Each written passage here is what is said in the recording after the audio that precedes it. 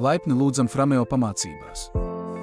Šajā video parādīšu, kā nosūtīt fotogrāfijas no bezmaksas Frameo lietotnes jūsu vietālrunī uz digitālo Frameo fotorāmīti. Galerijas skatā vispirms atlasiet fotogrāfijas, ar kurām vēlaties dalīties. Varat piespiest un turēt vienu no fotogrāfijām vai nospiest pogu, izvēlēties vairākus, lai ieslēgtu vairāk atlasi. Tādā veidā var atlasīt līdz 10 fotogrāfijām vienā reizē. Pēc fotogrāfiju atlases nospiediet Next savā telefonā. Uz Android ierīces to pašu Next pogu. Sarakstā izvēlieties, uz kuru rāmi nosūtīt fotoattēlus. Varat sūtīt uz vairākiem rāmjiem vienlaikus. Tālāk ierakstiet īsu aprakstu, lai piešķirtu fotogrāfijām nedaudz vairāk dzīvības.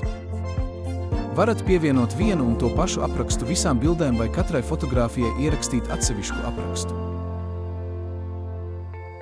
Tagad izvēlieties svarīgāko attēla daļu. Ar pirkstu pabīdiet foto, lai būtiskākais fragments atrastos apļa iekšpusē. Tas nodrošina, ka šī zona būs redzama vienmēr neatkarīgi no rāmja novietojuma.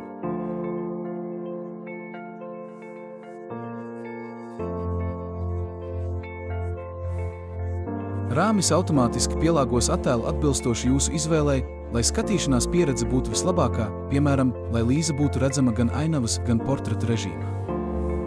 Tagad varat nospiest pogu Sūtīt bildes. Pēc dažām sekundēm bildes parādīsies rāmī, un saņēmēji varēs izbaudīt jūsu lieliskos kadrus.